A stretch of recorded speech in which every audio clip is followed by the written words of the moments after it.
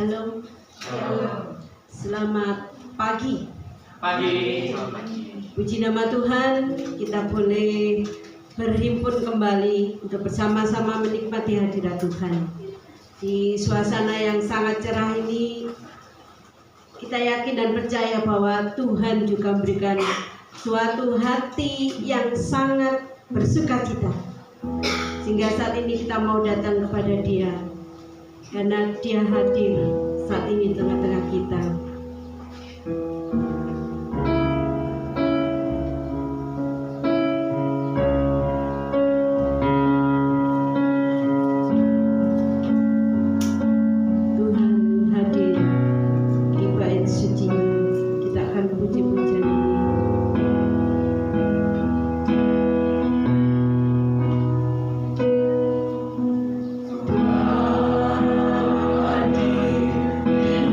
Suci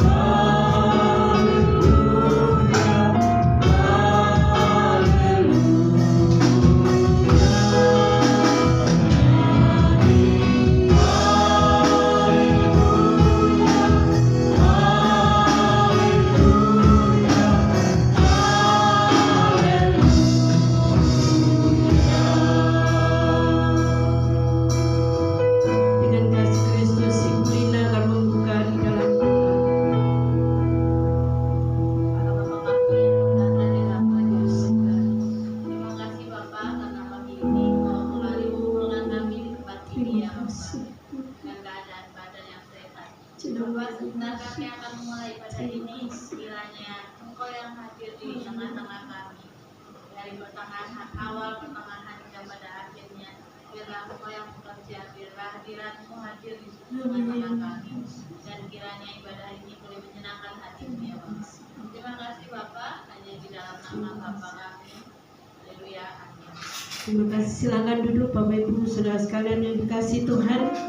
Bapak Ibu, Tuhan Yesus telah mati di atas kayu salib. Apakah saat ini kita bersedia menerima pengampunan atas segala dosa kita? Kita percaya bahwa darah Yesus sangat berkuasa untuk memulihkan kita. Maukah engkau terlepas dosa di dalam hidup ini?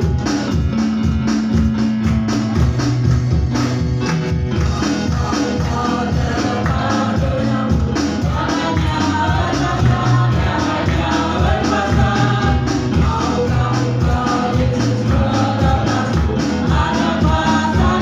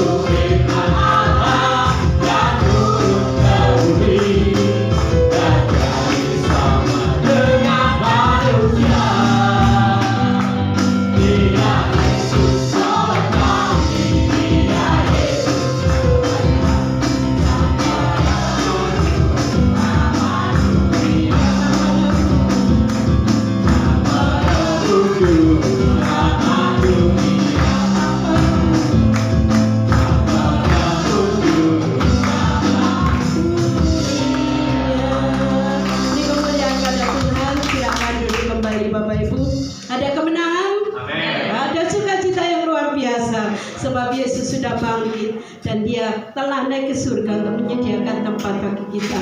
Sebab Dia hidup, sebelum pujian dinyanyikan kita akan persiapkan untuk persembahan kita. Kita percaya bahwa Yesus sudah mati, bangkit dan naik ke surga, dan Dia hidup untuk kita semua. Dan saya mohon Ibu Puji untuk berdoa beri persembahan. Terima kasih Bapak atas kasih-Mu yang luar biasa, atas anugerah perlindungan bagi kami. Saat ini Tuhan, kami telah memuji Engkau, akan memberikan yang terbaik buat pekerjaan di tempat ini. Kiranya Tuhan memberkati kami semua dengan berlimpah. Biarlah hati kami bersuka cita untuk memberikan Tuhan. Terima kasih Bapa. Inilah doa kami, ucapan syukur kami di dalam nama Tuhan Yesus. Kami sudah berdoa. Amin. Terima kasih. Sebab Dia hidup, ada hari esok.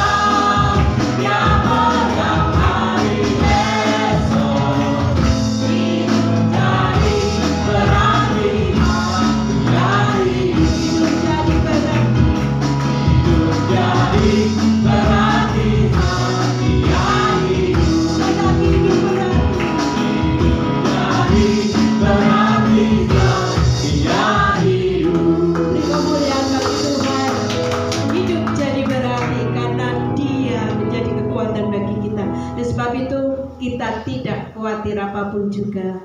Dan biarlah kita menyediakan hati kita untuk senantiasa menyembah dan memuliakan Dia. Kita akan memberikan pujian, sembah kita hanya bagi Yesus. Segala pujian, hormat, mulia,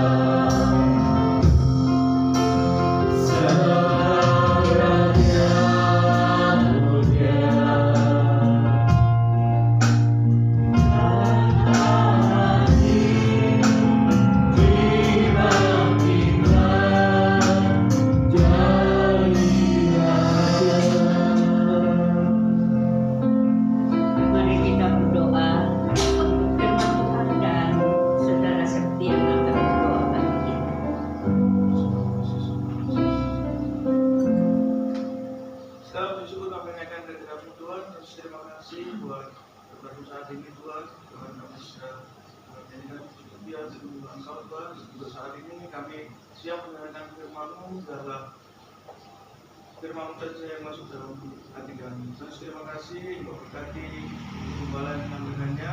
Jadikan kami telinga seorang murid. Dalam nama Yesus kami siap mendengarkan firman Tuhan. Haleluya. Amin. Terima kasih. Shalom. Puji nama Tuhan. Pagi hari ini kita boleh berada di dalam rumah Tuhan. Kita bersatu hati di dalam kasih karunia Tuhan. Pagi hari ini kita akan belajar tentang jadikan rumah Allah pusat kehidupan kita. Jadikan rumah Allah pusat kehidupan kita. Apakah itu rumah Allah, saudara? Apa itu rumah Allah? Tadi Ibu Setiati katakan gereja. Apa arti kata gereja? Gereja adalah kumpulan orang-orang yang telah dipanggil Tuhan dari kegelapan kepada terangnya yang ajaib. Artinya dalam bahasa Alkitab eklesia itu gereja. Jadi kalau saudara berbicara tentang rumah Allah, berbicara tentang gereja, terutama bukan bangunannya saudara, tetapi jemaat kita yang ada di dalamnya. Marilah kita akan buka Alkitab kita di dalam kitab Mazmur 122 ayat 1. Mazmur 122 ayat 1. Silakan membacakan.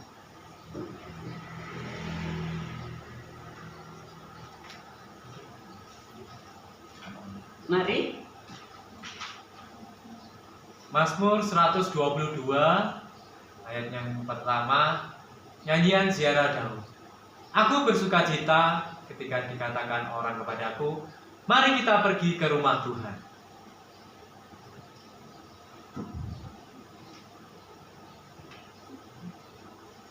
Iya, aku bersukacita ketika dikatakan kepadaku, mari pergi ke rumah Tuhan.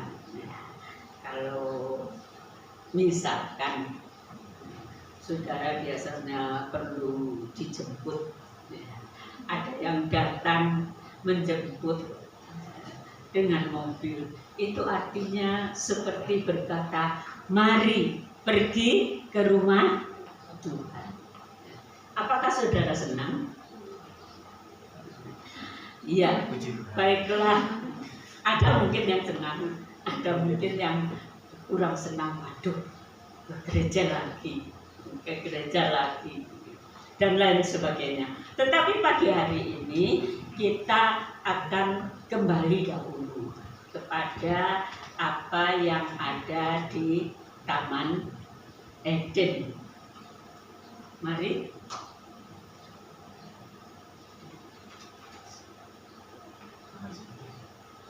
Nah, menurut Bapak Ibu, yang ada di Taman Eden itu ada pohon yang khusus. Ada berapa pohon, saudara? Hanya pohon. Satu. Oh, banyak. Selain satu, banyak. Dua. Mana yang betul?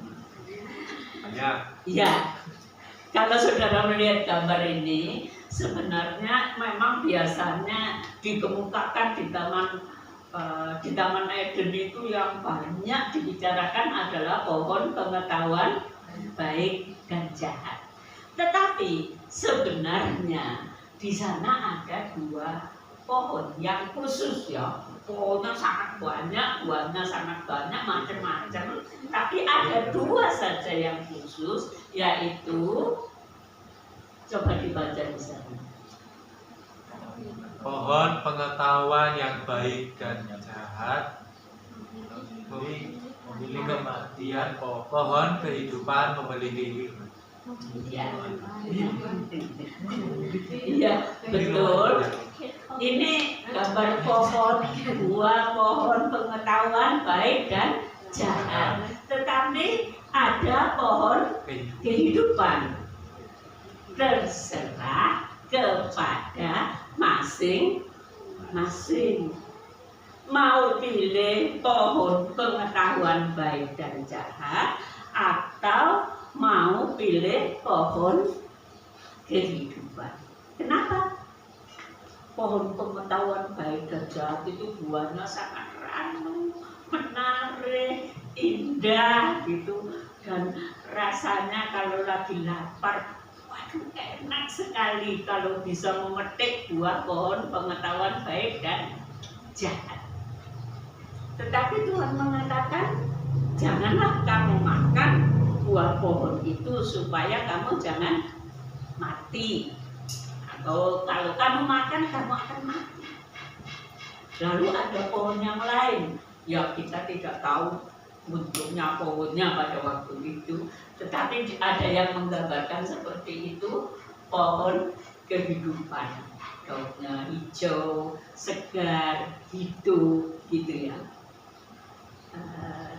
Kira-kira kenapa ya kok Adam dan Hawa itu mendekat kepada buah pohon pengetahuan baik dan jahat? Kok enggak mendekat kepada pohon kehidupan? Sebab pohon kehidupan itu boleh dimakan juga oleh Adam dan Hawa. Kenapa? Kenapa kira-kira? Ada yang punya jawaban? Karena mungkin pohon pengetahuan baik dan jahat itu sangat indah, buahnya sangat menarik, sehingga mereka, aduh kok begitu indah, kok begitu menarik, kok begitu segar. Merahnya itu merah yang sangat menarik mata untuk dilihat. Karena itu Adam dan Hawa memilih dekat dengan pohon pengetahuan baik dan jahat. Dan kita lihat firman Allah mengatakan kalau kamu makan buah pohon itu kamu akan mati. Tetapi kalau makan buah pohon kehidupan kamu akan hidup untuk selama-lamanya. Salah enggak pilihan Adam dan Hawa? Salah tidak? Semua tahu salah. Tetapi seperti kita pada masa ini, apa yang digambarkan oleh pengetahuan baik dan jahat ialah segala keberadaan dunia ini, segala yang menarik kita, segala yang membuat kita merasa hebat, segala yang membuat kita merasa dikenyangkan, dipuaskan. Dan yang paling menarik kehidupan manusia apa, saudara? Apa? Intinya apa? Yang paling menarik manusia adalah uang. Benar tidak?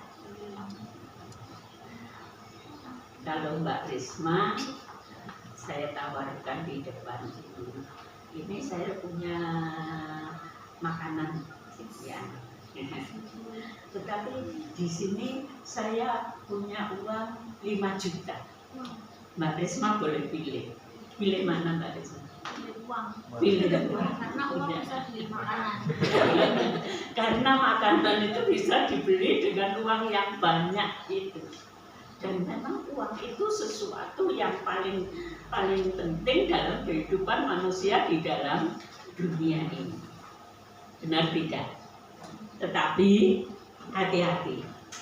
Kalau saudara dan saya disuruh memilih antara pohon pengetahuan baik dan jahat dan pohon kehidupan, seharusnya kita memilih pohon kehidupan. Dan mari kita lihat bahwa kehidupan kita ini sedang dalam perjalanan. Perjalanan kemana? Perjalanan kemana? Ada yang mau jawab? Hidup kita ini sedang dalam perjalanan. Perjalanan kemana? Perjalanan ke Kanaan. Tapi Kanaan yang kekal di sana. Nah, seperti orang Israel, mereka dipanggil keluar dari perbudakan di negeri Mesir dan mereka dibawa dalam perjalanan menuju ke Kanaan. Kita juga dalam perjalanan menuju ke Kanaan surgawi. Lanjutkan yang kedua, ketiga.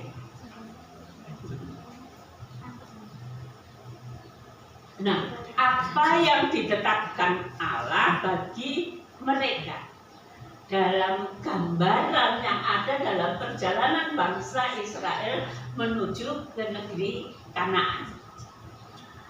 Pada saat mereka berjalan telah terlepas dari bahaya tentara Mesir, terlepas berada di seberang Laut Merah, maka mereka dibawa oleh Tuhan sampai ke Gunung Sinai. Dan di Gunung Sinai sana Tuhan mengajar kepada Musa. Tuhan memanggil Musa untuk bersama dengan dia, lalu Tuhan menunjukkan apa saja yang harus dilakukan. Kemudian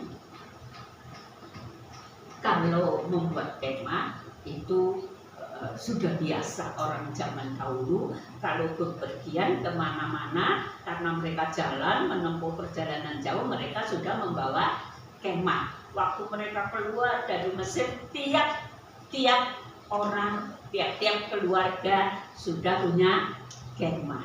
Tetapi ada satu kemah yang belum dibuat, yaitu kemah apa? Kemah sembahyang. Namanya kemah sembahyang. Gambarnya ini mungkin kurang jelas. Kita lihat di camp ini adalah gambaran kemah sembahyang yang berada di tengah-tengah bangsa Israel. Dalam kemah sembahyang itu kok terlihat awan ya. Ada seperti asap, sebenarnya itu gambar awan kemuliaan Allah yang ada di dalam kemah sembahyang. Kemudian kemah sembahyang itu diletakkan di tengah-tengah, saudara. Setelah kemah sembahyang itu dikelilingi kemah-kemah dari suku Lewi dan para imam. Jadi kemah sembahyang itu di sebelah kanan, kiri, muka, belakang di sana dipenuhi dengan kemah-kemah suku Lewi. Karena mereka yang melayani di dalam kemah sembahyang. Jemaat atau orang Israel yang umum tidak boleh melakukan sesuatu di dalam kemah sembahyang. Hanya umat Israel. Kemah sembahyang ini dibuat, dikatakan menurut gambaran dari surga. ya, yang diberikan Tuhan kepada Musa. Lalu kemudian orang Israel yang lain dibagi dalam 4 kelompok. 3 suku akan ada di sebelah timur dari kemah itu. 3 suku akan ada di sebelah barat. 3 suku akan ada di sebelah selatan. 3 suku akan ada di utara. Jadi orang Israel, kemah-kemah orang Israel itu mengelilingi kemah sembahyang. Kemah sembahyang itu ada di pusat dari kehidupan mereka. Itu menggambarkan bahwa Allah menjadi pusat dari kehidupan mereka. Demikian juga setelah abad-abad selanjutnya,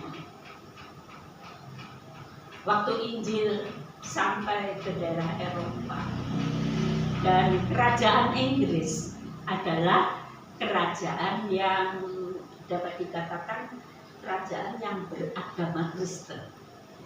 Dan waktu itu sudah ada Kristen, ada Katolik. Kerajaan Inggris adalah kerajaan yang rajanya dan masyarakatnya beragama Kristen. Lalu apa yang mereka lakukan dalam menata kota mereka? Kota mereka itu di tengah-tengahnya ada gereja yang besar, ya. Gereja yang besar, gambaran seperti kemah sembahyang. Gereja itu menjadi pusat bagi seluruh kehidupan orang Inggris, bangsa Inggris.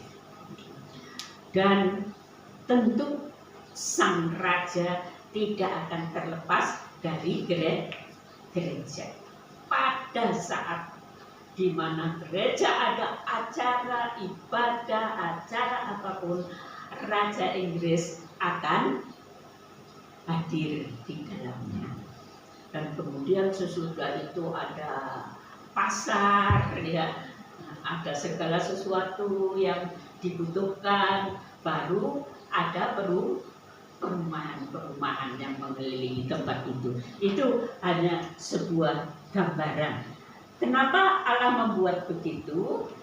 Karena Allah mau kemah sembahyang itu menggambarkan kehadiran Allah di tengah-tengah mereka yang harus menjadi pusat kehidupan.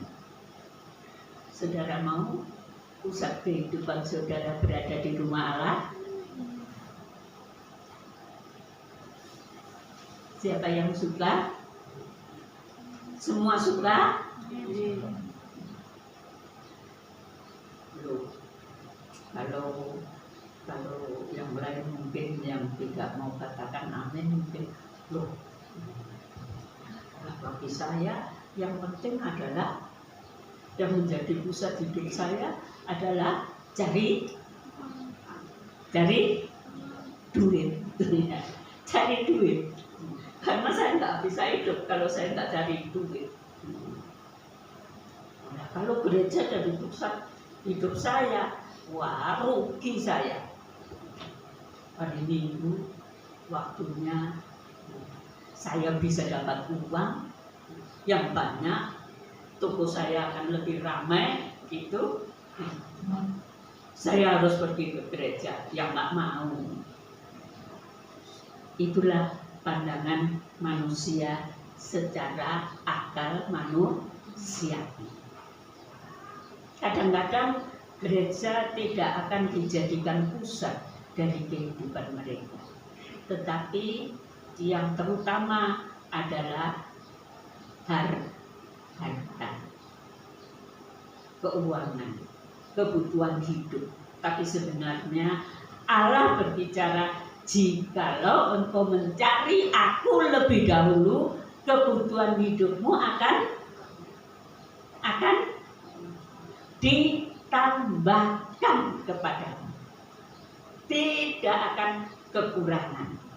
Karena itu mari kita memilih yang tepat dalam hidup ini. Mari kita lihat yang berikut, bahwa di antara raja-raja Israel ada satu raja yang paling menjadikan rumah sembahyang atau bait Allah itu sebagai pusat kehidupannya. Menurut saudara siapa? Yang kita baca tadi? Siapa? Raja? Loh, raja siapa yang muda-muda ini?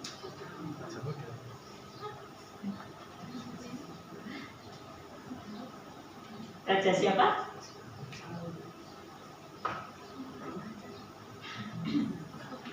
Yang banyak menulis kitab Mazmur itu raja siapa? Raja Daud. Raja Daud tadi berkata, aku bersuka cita kalau ada orang berkata kepadaku, ayo mari kita ke rumah Tuhan. Mari kita ke rumah Tuhan. Kemudian Mazmur 26 ayat 8. Tolong dibacakan.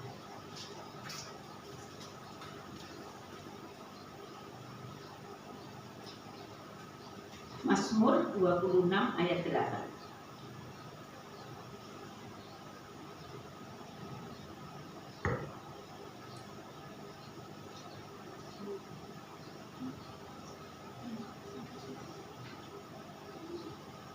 Mari. Mazmur 26 ayat 8. Tuhan, aku cinta kepada rumah kediamanmu dan pada tempat kemuliaanmu bersemayam. Iya, Tuhan, aku cinta pada rumah kediamanmu dan pada tempat kemuliaanmu bersemayam. Ia cinta kepada rumah kediaman Tuhan, bukan gedungnya, tapi tempat di mana kemuliaan Tuhan itu bersemayam. Tempat di mana kemuliaan Tuhan itu bersemayam. Kita lihat yang berikut. Mazmur 84 ayat 10.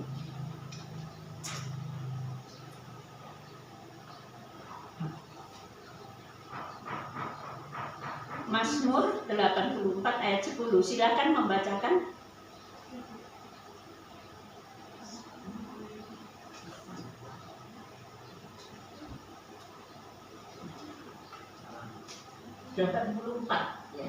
Mazmur 84 ayat 10. Satu hari di perlataranmu daripada 1000 hari di tempat lain. Lebih baik diri di ambarku ke rumah Allahku daripada diam di kemah-kemah orang fasik. Iya. Apa intinya? Satu hari di rumah Tuhan lebih berharga daripada 1000 hari di tempat lain. Satu hari di rumah Tuhan dibandingkan dengan 1000 hari di tempat lain. Kalau saudara 1000 hari di tempat lain itu mendapatkan hal-hal yang banyak atau tidak, saudara? 1000 hari dibandingkan 1 hari, pasti kita akan mendapatkan yang banyak dari 1000 hari. Tapi kenapa Daud mengatakan 1000 hari di tempat lain? Saya mendapatkan sesuatu yang lebih dalam 1 hari di rumah Tuhan. Kira-kira itu apa?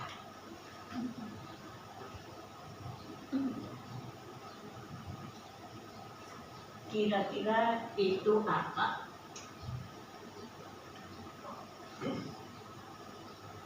hubungkan dengan ayat yang terdapat di dalamnya.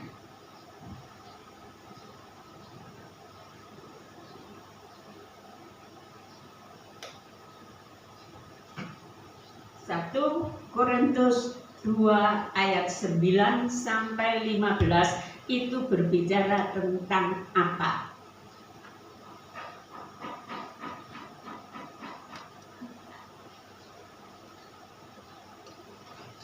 Mungkin bisa ditayangkan 1 Korintus 2 mulai ayat 9.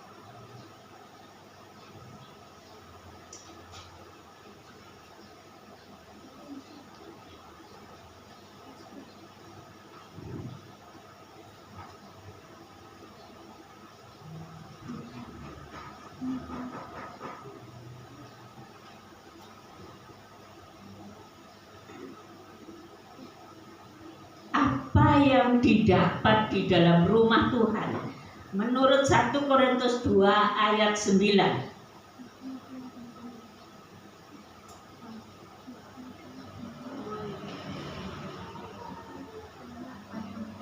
Apa yang didapat?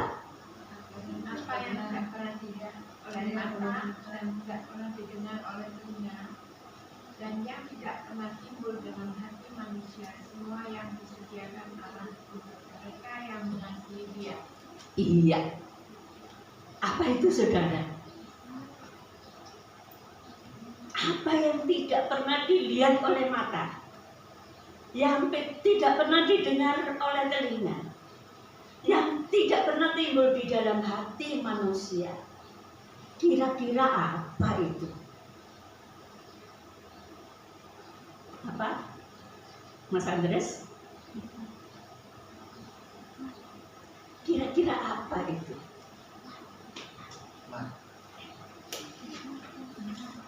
Hikmat yang benar. Iya. Ada yang lain punya pendapat?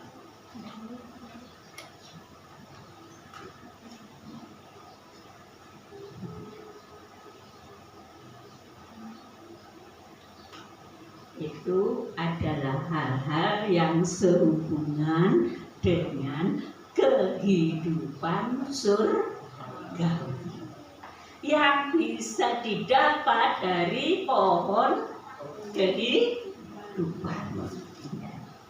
Saudara, hal surgawi di mana engkau diselamatkan, di mana engkau disediakan surga yang mulia, di mana engkau disediakan suatu kehidupan yang kekal selama-lamanya dalam kemuliaan. Saudara bisa beli enggak? Bisa beli tidak? Keselamatan yang saudara dapat bisa dibeli enggak? Saudara punya uang bermiliar-miliar, mau membeli keselamatan, enggak akan bisa. Saudara, satu saat manusia mesti mati. Kalau saudara ingin kehidupan, saudara pergi ke rumah sakit manapun, kemanapun, kalau saudara mati tidak bisa membeli kehidupan. Apa artinya miliaran itu kita tidak diselamatkan? Apa artinya begitu banyak yang kita miliki di dunia ini, satu saat semua akan, saudara, satu saat semua itu akan dihanguskan. Sedangkan beberapa waktu yang lalu, tempat yang paling istimewa di Los Angeles sana, tempatnya para artis, tempatnya segala sesuatu yang istimewa di dunia ini, dalam satu hari diapakan? Dihanguskan oleh kebakaran.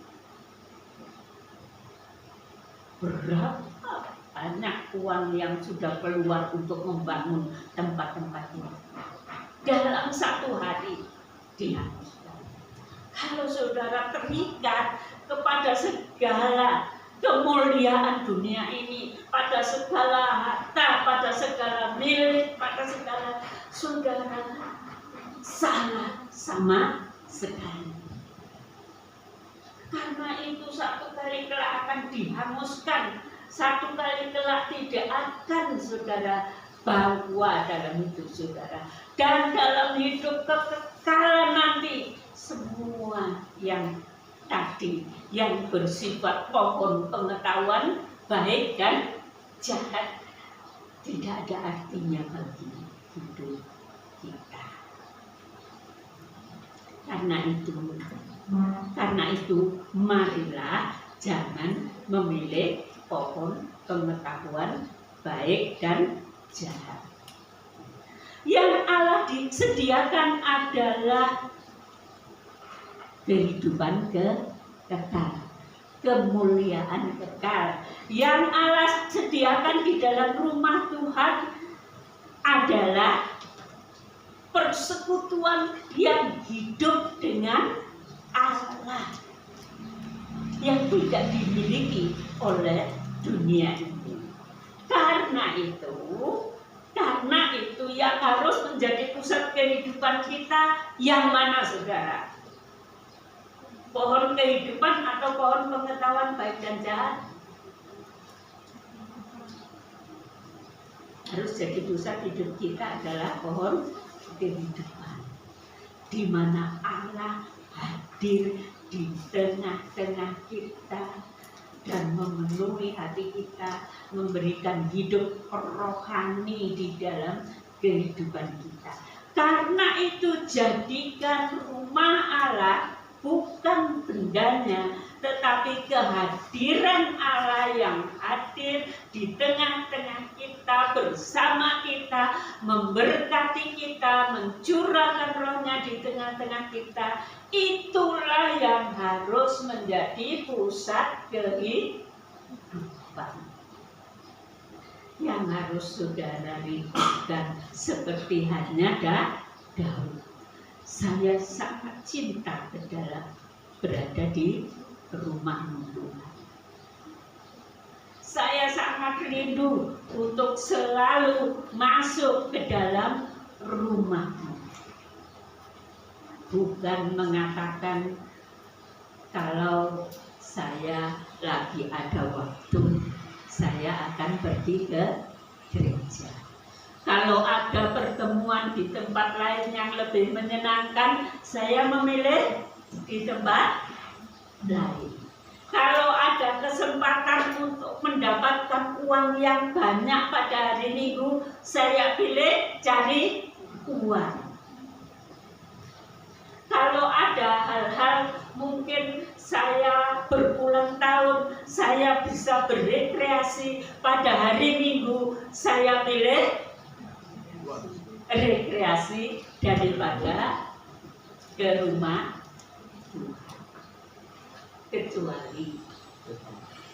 Kecuali saudara bekerja dan terbatas. Memang kalau saudara hari Minggu tidak masuk, saudara akan dipecat.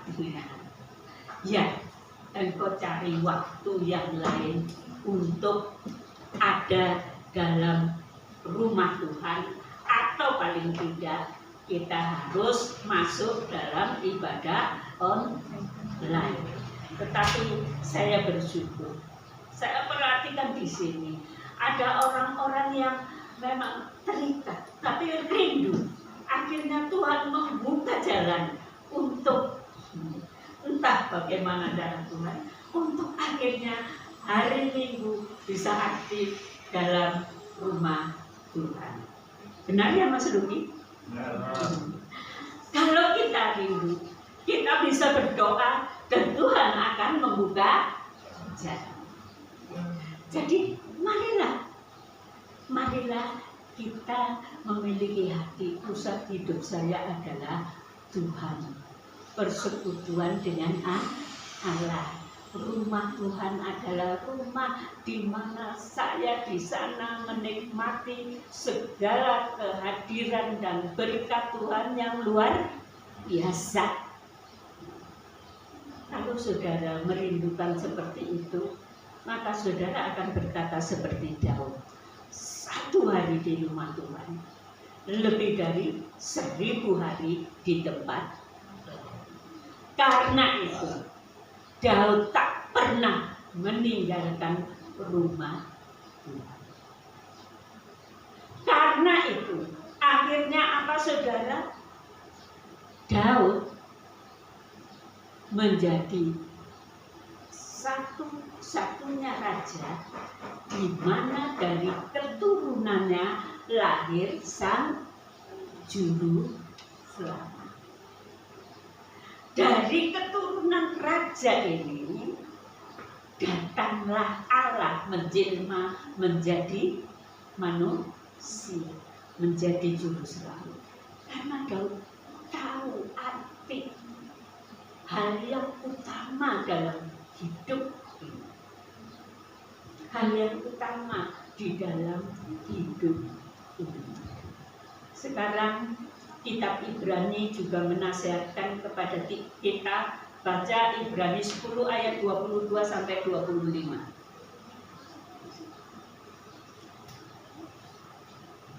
Mari saudara bacakan Ibrani 10 ayat 22 sampai 25. Atau supaya tidak ngantuk, kita baca bersama. Mari semua siap, kita baca. Ibrani 10 ayat 22 sampai 25. 1, 2, 3. Karena itu marilah kita menghadap Allah dengan hati yang tulus ikhlas dan keyakinan iman yang teguh. Oleh karena hati kita telah dibersihkan dari hati nurani yang jahat dan tubuh kita telah dibasuh dengan air yang murni. Marilah kita teguh berpegang pada pengakuan tentang pengharapan kita, sebab Ia yang menjanjikannya setia. Dan marilah kita saling memperhatikan supaya kita saling mendorong dalam kasih dan dalam pekerjaan yang baik. Janganlah kita menjauhkan diri dari pertemuan-pertemuan ibadat kita seperti dibiasakan oleh beberapa orang. Tetapi marilah kita saling menasehati dan semakin giat melakukannya menjelang hari Tuhan yang mendekat. Janganlah kita menjauhkan diri dari pertemuan-pertemuan ibadah seperti dibiasakan oleh beberapa orang. Pasti di gereja itu ada beberapa orang yang membiasakan untuk tidak setia dalam pertemuan ibadah. Benar kan? Jangan kita mengikuti mereka, tetapi marilah kita semakin giat melakukannya menjelang hari Tuhan. Dan marilah kalau kita ada di dalam rumah ibadah, hati kita tertuju kepada Allah. Allah yang hadir, Allah yang memberkati, Allah yang memberikan segala yang baik dalam hidup kita. Sekarang ada satu ayat yang terakhir kita bisa baca di dalam kitab Yesaya pasal yang kedua.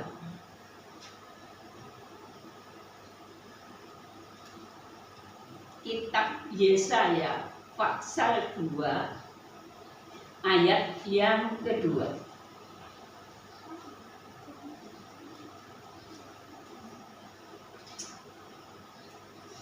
Mari perhatikan ayat ini. Akan terjadi pada hari-hari yang terakhir, gunung tempat rumah Tuhan akan akan berdiri tegak di hulu gunung-gunung dan menjulang tinggi di atas bukit-bukit. Segala bangsa akan berduyun-duyun ke sana. Satu hari Bait Allah akan berdiri di kota Yerusalem. Dan bait Allah itu adalah bait yang berada di atas sebuah bukit. Pada waktu Salomo membangun bait Allah di kota Yerusalem, bait Allah menjadi satu bangunan yang paling indah di dunia ini. Karena semuanya dilapisi dengan emas. Saudara, dan semua bangunannya amat indah. Tetapi Tuhan berkata bahwa satu kali kelak melalui nubuat Yesaya, bait Allah itu akan berdiri di sana dan semua bangsa di seluruh dunia akan naik, bukan naik haji, tapi naik ke Yerusalem. Semua bangsa di dunia akan naik di Yerusalem sana, menyembah Allah, memberikan segala persembahan. Kapan itu akan terjadi? Satu kali kelak, pada waktu Tuhan memerintah dalam kerajaan 1000 tahun. Dan itu waktunya sudah dekat.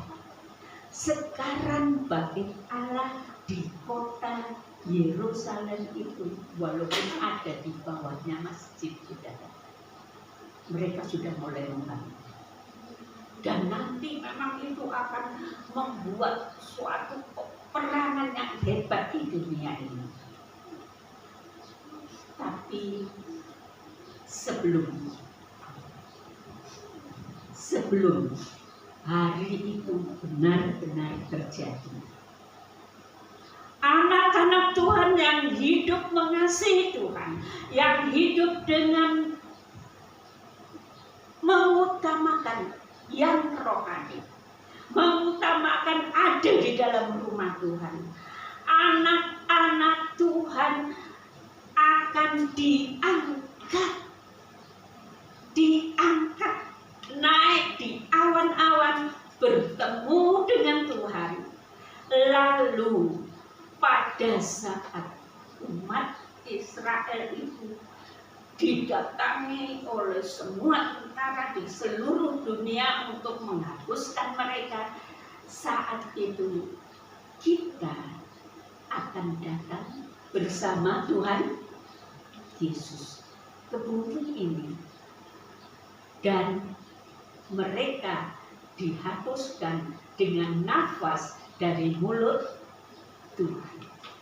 Dan kemudian kalau dikatakan segala bangsa datang ke sana, ke rumah Allah, menyembah Allah di sana, memberkati di sana, kita saat itu menjadi siapa?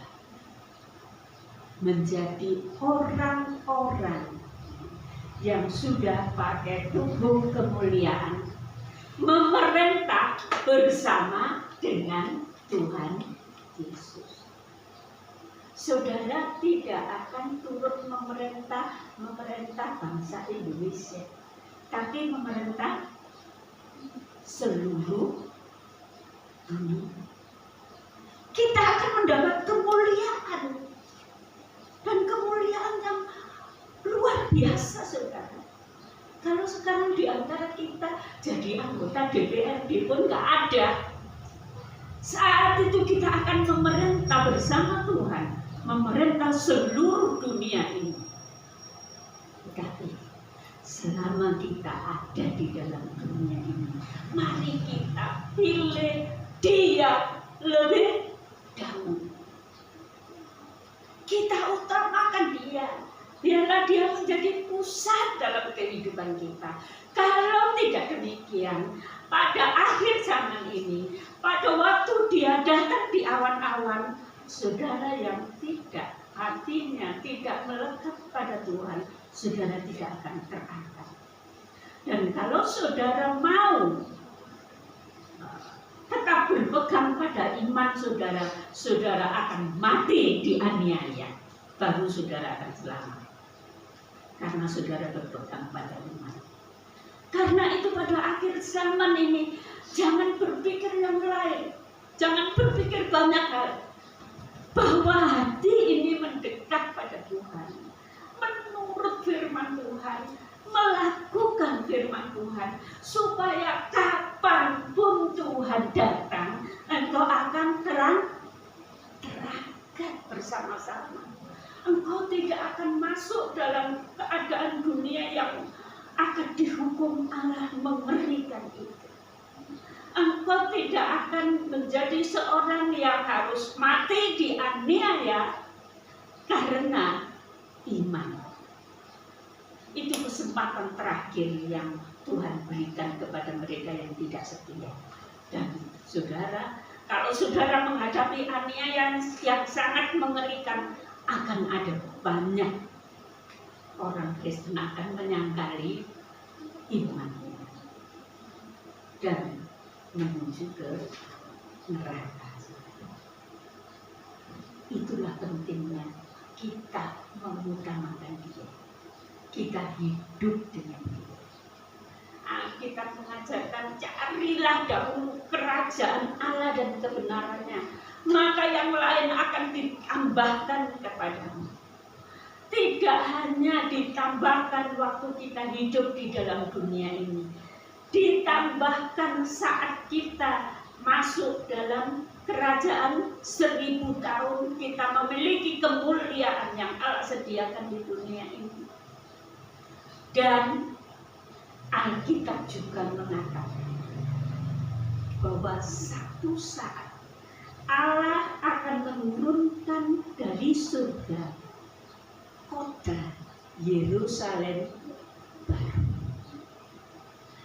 Beberapa banyak orang yang ini dalam ilmu pengetahuan dari sejak beberapa tahun yang lalu, mereka melihat bahwa batas dari angkasa ini, ya, batas yang terakhir itu adalah ruang yang sangat gelap. Kalau ruang angkasa di bulan, di bintang yang lain masih terang, saudara. Tetapi batas dari ruang angkasa, langit yang kedua, ruang angkasa adalah langit yang kedua. Maka batasnya ada sesuatu yang gelap, yang tidak bisa ditembus oleh mata. Tapi mereka melihat ada seperti di kegelapan itu, ada seperti benda kotak yang sangat-sangat besar, dan mereka seperti, walaupun kita tidak tahu persis, itu mereka bayangkan Yerusalem baru yang turun dari surga, yang disediakan oleh orang yang taat dan setia kepada Tuhan. Di sanalah nanti kita bersama-sama dengan Allah dalam kemuliaan selama-lamanya. Hari ini ingat, saudara, engkau pilih yang mana? Ingat, jangan pilih pohon pengetahuan baik dan jahat.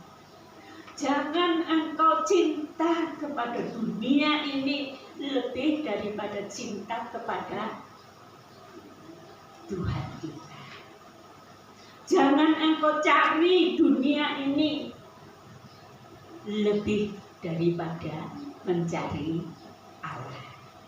Carilah dalam kerajaan Allah dan kebenarannya, maka Dia akan hadir dengan rohnya di dalam kehidupan kita, membimbing hidup kita begitu indah. Mari kita berdiri bersama-sama, kita nyanyikan Roh Kudus Kau hadir di sini.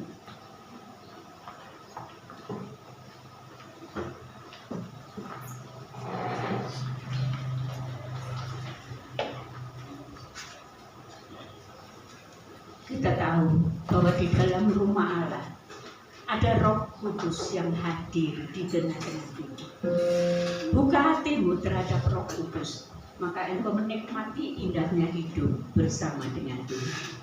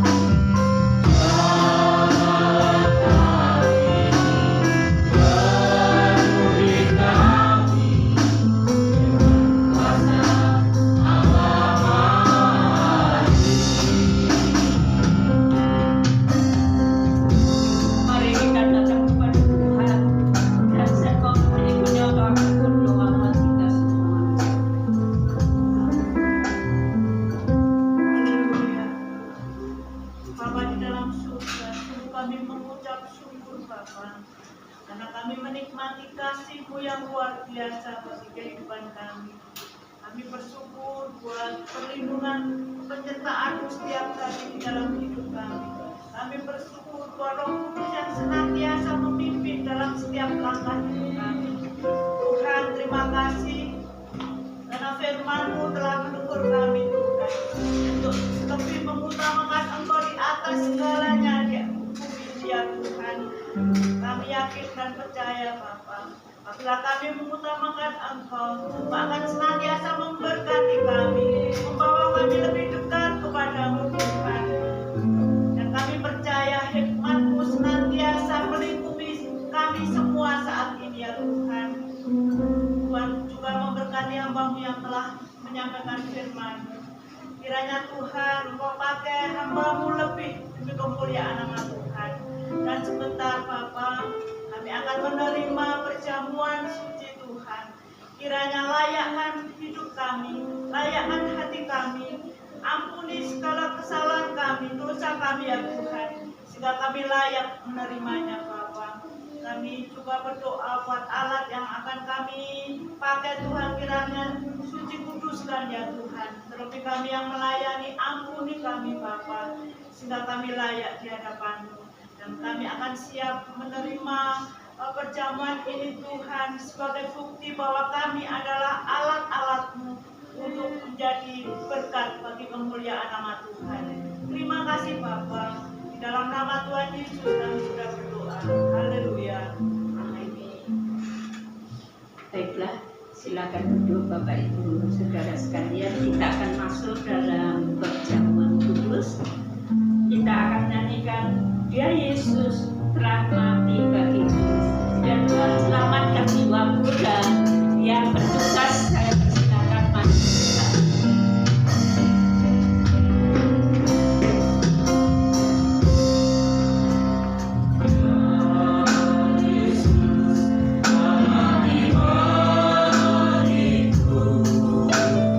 Yeah.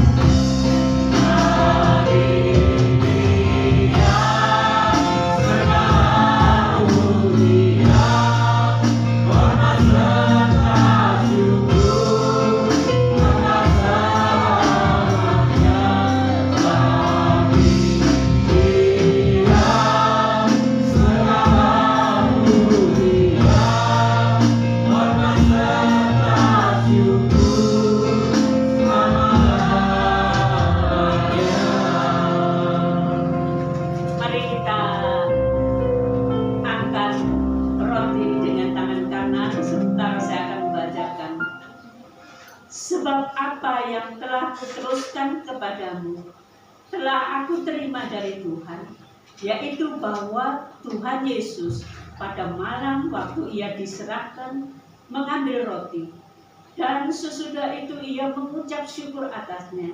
Ia memecah-mecahkannya dan berkata, inilah tubuhku yang diserahkan bagi kamu. Perbuatlah ini menjadi peringatan akan aku. Amin. Kita makan bersama.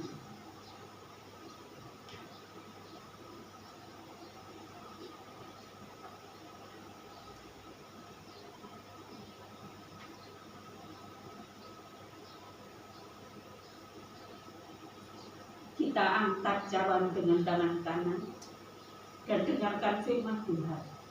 Demikian juga ia mengambil cawan sesudah makan lalu berkata, cawan ini adalah perjanjian baru yang dimateraikan oleh darahku.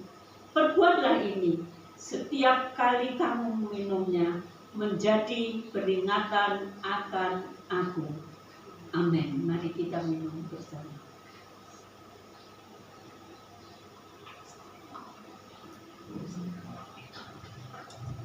Baiklah, kita mengucap syukur kepada Dia karena Dia telah mati bagi kita, mengorbankan nyawanya bagi kita. Sekarang saya suka kembali kita nyanyikan, Dia Yesus telah mati bagiku.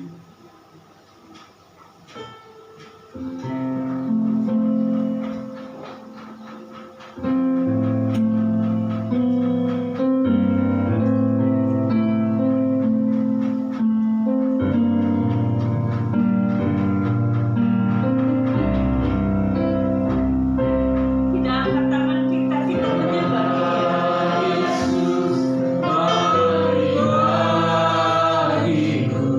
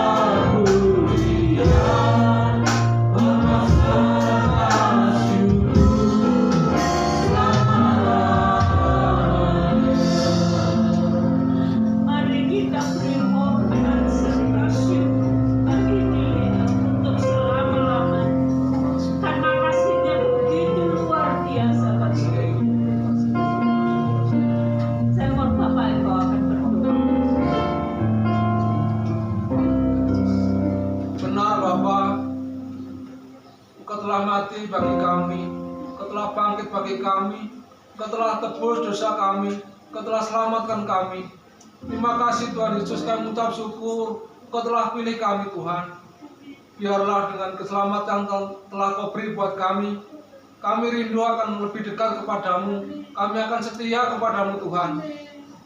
Itulah kerinduan kami Tuhan, kita syukur.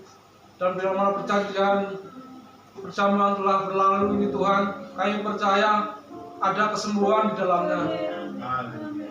Tubuh dan darah-Mu menyembuhkan sakit penyakit kami Tuhan. Kan kami percaya itu Tuhan. Terima kasih Tuhan Yesus, terima kasih.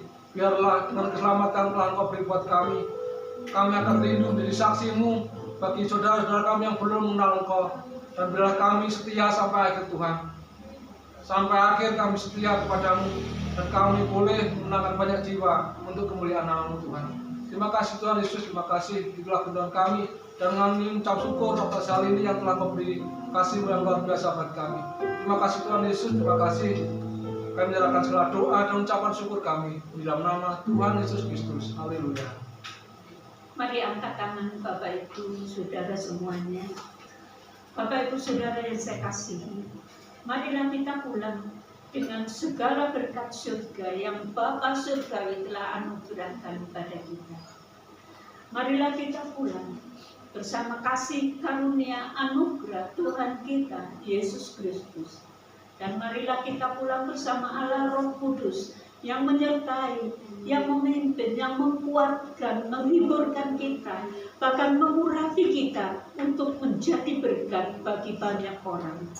Biarlah kita pulang bersama Allah Roh Kudus dari saat ini sampai Maranatha, Tuhan datang yang kedua kali. Di dalam nama Tuhan Yesus, saudara yang percaya katakan amin. Silakan duduk saudara. Ada beberapa pengumuman. Hari Rabu kita ada ibadah doa.